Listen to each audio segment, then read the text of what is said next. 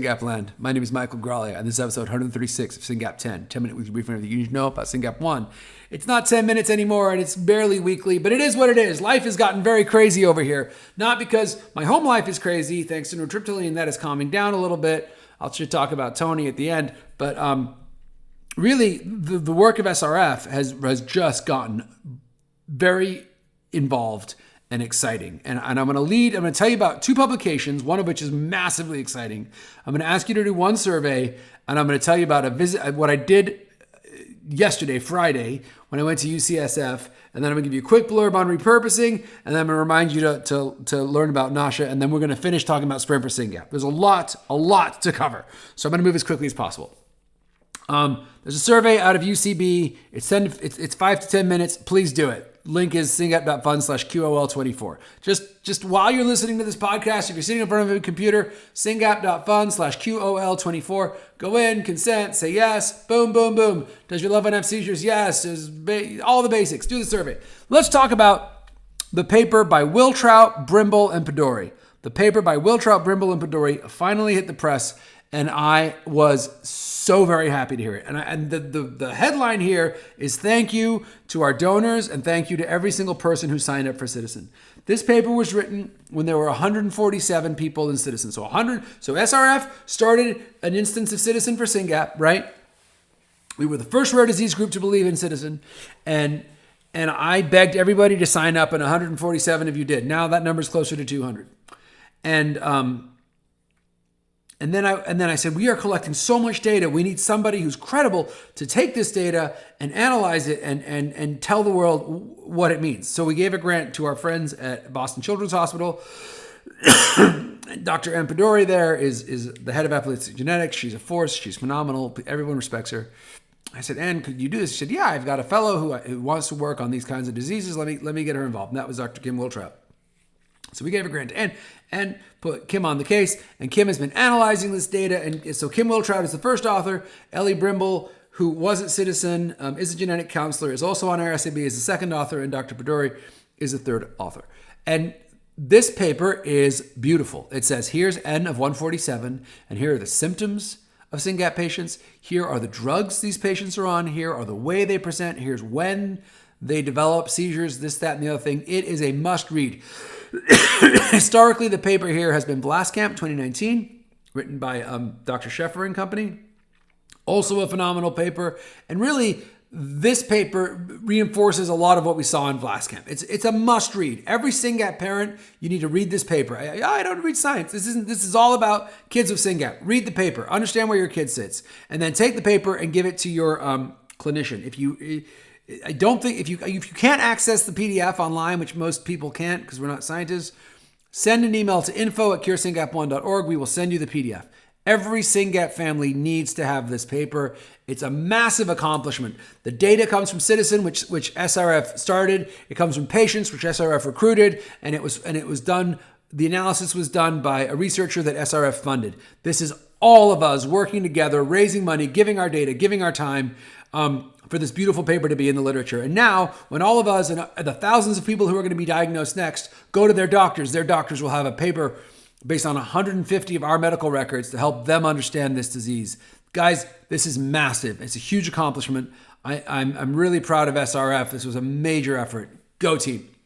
Also in the good news in print category, Dr. Ben Prosser and Dr. Michael Boland from the UPenn END program I need to mention something else about that.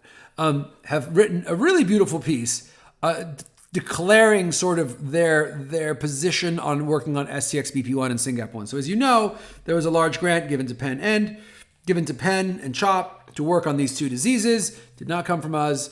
And the team at Penn and CHOP are working at so many levels. It's unfunny. And as I think about this, Ben or Mike, if you're listening, we really need to do a webinar to remind people about the depth and the breadth of what you're doing. But in this article, Michael and Ben sort of go over and talk about how important the STXBP1 and SynGAP are and what's going on. Now, in this paper, they do say they're both fathers to kids with STXBP1. And so when you read that, you're going to notice they have more STXBP1 examples and SynGAP examples. And I was like, guys, But still great, still great. You've got to read it because it's really wonderful to know that we have such a strong team working on both diseases. And I think we're going to benefit tremendously from what's going on there. So 2 papers you've got to read. If you can't access them online, send an email to info@curesyngap1.org. We will send you both those PDFs. These are must reads and must shares with your doctors. Let me talk about what I did today or yesterday, Friday. I went to UCSF. So we got a call from a pretty senior guy at UCSF, and he's like, "Hey, I want to apply for a grant." And I was like, "Yeah, sure, send it in." And we started emailing, and I'm like, "Well, I'm just up the street. Let me come by." And man, I spent an hour and a half with this very senior researcher and his postdoc, and they've already done a lot of work. This is what we call a shovel-ready grant. Some people send us grants, they're like, "I think we could do this, and I could do this," and they're not ready, right? They don't have the mice, they don't have the cell lines. It's all kind of on the whiteboard. And we're generally like, call us when you're ready. This guy has done work, has got the mice, has already done a number of experiments, has some really interesting findings already, and wants us to fund his postdoc to keep working on this. And this is a decision for the board, but I was very impressed with what I saw, with the potential implications for the work and with the level of this person. And then I had the great privilege of walking over across the courtyard to Dr. Wilsey's lab. Dr. Wilsey, if you remember, spoke at our meeting. Oh, I didn't say this already. I'm going to interrupt myself, and I'll go back to Wilsey. I include in the show notes are getting very good, you guys.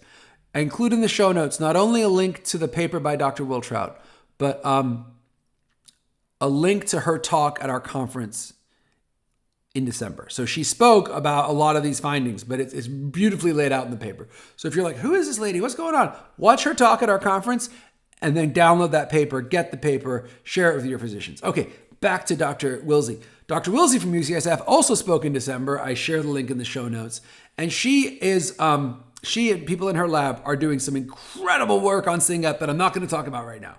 Incredible work on SynGAP. And I expect that paper to come out in the next month, let's say. And so I got to talk to this incredible researcher who's sending us a proposal. By the way, it's going to take money, guys. We need to raise money. I'll get back to that.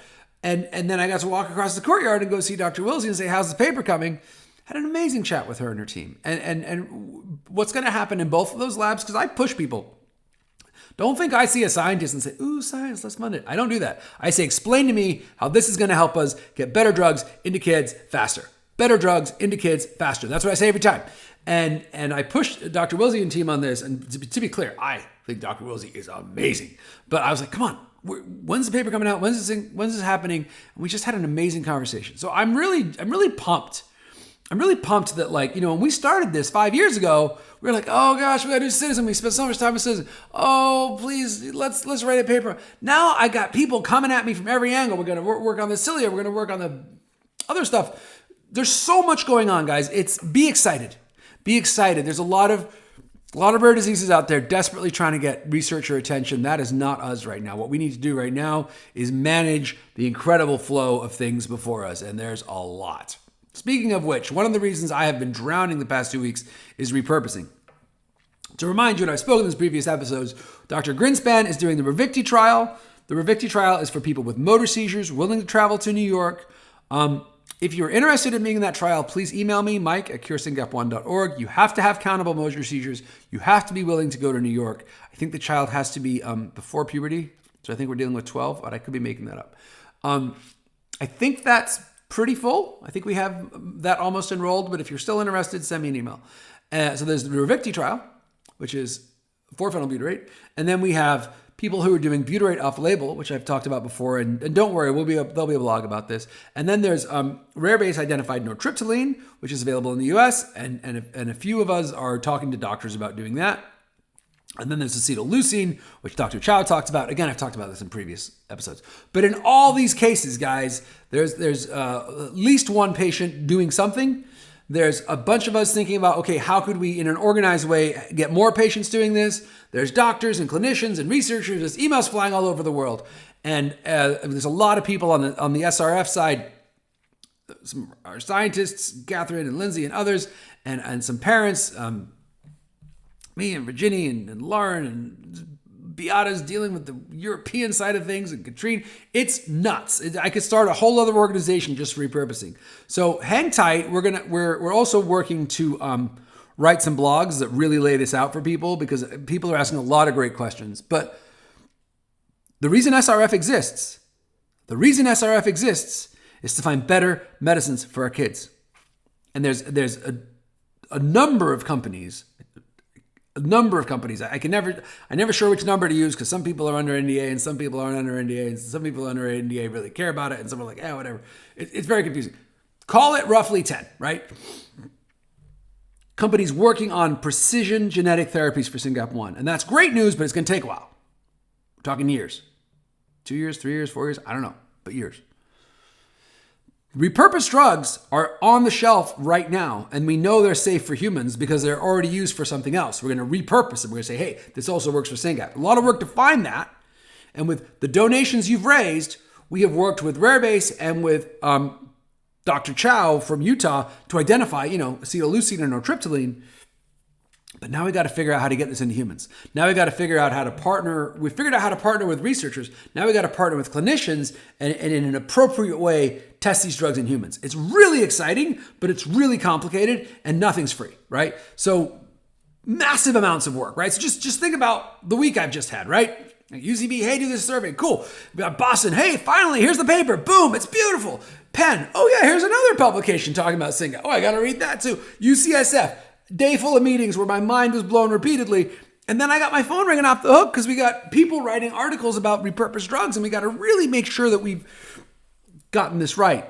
But the point of SRF is to get better drugs into kids and to reduce the suffering of kids with SynGAP1 and their caregivers, which is us, right? Which is the families. And these repurposed drugs, if we get this right, could be a way to do that in a hurry. Really exciting work. Really exciting work. Nothing's free. Nothing's free. Speaking of nothing being free, I want to talk about Sprint for SynGAP, and then I'm going to end paying homage to one of my dear friends. Sprint for SynGAP is our annual fundraiser, right? There are 2 links in the show notes. The first is our Sprint for SynGAP 2024 page. The second is the fundraising page. Sprint for SynGAP 2024 page, go to that. Especially if you're new to the community. If you weren't around for Sprint 2023, go to the Sprint for SynGAP 2024 page and watch those videos. There's these beautiful montages of families and kids and walking and these different events. And Sprint has just been great. And I think last year we raised over $200,000. And this year we've already, we've got a bunch of teams set up, and we've already raised $33,000. We've already raised $33,000. 7 of that is from the Tavilla family. The Tavilla family does an amazing job with Sprint for SynGAP. It's mind-blowing and really sets the bar. But there's a lot of other families getting involved, guys. And so the Tavillas so far have raised $7,000, and the rest of us have raised $25,000. And pay attention to these numbers because they change over time. It's pretty fun to watch these numbers. Anyway, Sprint for SynGAP is at the end of April, so you got about a month. If you're near someone who's got a team, join their team. Like, order the t-shirts, call your friends, get together on that day. You want to run 5K, run 5K. You want to crawl, you want to not run, I don't care. What I want you to do is I want you to share the link with all your friends and family and say, please donate to this organization. This organization does so much for kids with SynGAP, and it's entirely donor funded, right? It's the money families raise that help us do this important work. And it's Sprint for SynGAP season, guys. It's time to raise money. Spring has sprung. People are happy. Ask them to support this cause. We need funds. You can donate on the page. We're using this new page that asks for tips. If you don't want to leave a tip, just click through and say change amount, set it to 0. No problem. But donate at our Give Butter link. Send a check if you want. Use Sprint for SynGAP as an opportunity to ask your community to support the SynGAP Research Fund. We need the funds. And then I want to end this episode, which is already probably a little bit too long. Oh, I'm doing pretty good, 15 minutes. By sharing one more link with you. It's another LinkedIn link. So I'm sort of, as you guys know, I sort of loved Twitter in the past, but Twitter's kind of breaking. I don't want to talk about it. But so now I'm like all about LinkedIn. Everything's going to be on LinkedIn now. So for my link to the Boston thing, I clicked on LinkedIn there and I shared the story on LinkedIn. If you're on LinkedIn, please get on there, like that, share it, and get in touch with me on LinkedIn. But this other LinkedIn link, I guess I will share in my show notes, is my friend Nasha Fitter at the White House. And this year for Rare Disease Day, the White House did a rare disease forum, I guess. And the opening speaker was a rare disease parent, and it was Nasha Fitter. And they couldn't have chosen a better person. They could not. Nasha Fitter is a legend. A lot, pretty much, well, not all, but most of the good things I've done at SRF, I've done because I'm copying someone way smarter than me. Nasha Fitter, Charlene Son-Rigsby, Marianne Meskis, Terry Jo Bichelle. These are all people I have copied from, fast, liberally. And Nasha Fitter is just a force of nature. She is one of the founders of Ciitizen, which, as you know, I think very highly of. But she also was invited to speak at the White House. And she gave, it's not a long speech. It was maybe 10 minutes. But it was art. It was, very important forum at the White House. And her speech just nailed it. And if anyone gives me the opportunity to speak to an audience about SynGAP and blah, blah, blah, I'm going to go back to Nasha's speech and I'm going to watch it twice and then I'm going to copy it because that's what I do. I don't have time to make stuff up. Kids are sick. We got work to do. If someone's doing it right, just copy them, right? And so a lot of cool stuff in the show notes today, guys. Get those papers, set up a Sprint for SynGAP page or donate to one. Remind yourself how cool Dr. Wilsey is. Watch her talk. Do the UCB study. But then at the end of the day, sit back with a cup of tea or whatever you want to drink at the end of the day and watch Nasha Fitter's talk. It is beautiful. It is a reminder of how exceptionally challenging our lives are and how important this work is. The work of Nasha's organization, the Fox G1 Foundation, and the work of the fund is only possible through the generosity of the families with these kids. We're all tired, we're all exhausted, we're all maxed out, and yet some of us find the energy to give our time and our money to this cause. And it is that time and that money that is why we are going to get treatments into kids faster. It is that simple, guys. If anyone here doesn't believe that SRF is accelerating therapeutic development, call me. Let's get on a Zoom and let's hash it out. I will explain in excruciating detail all the things we're doing that are changing the future for our loved ones. This is a very exciting time, and I look forward to an incredible year together. Thanks for listening.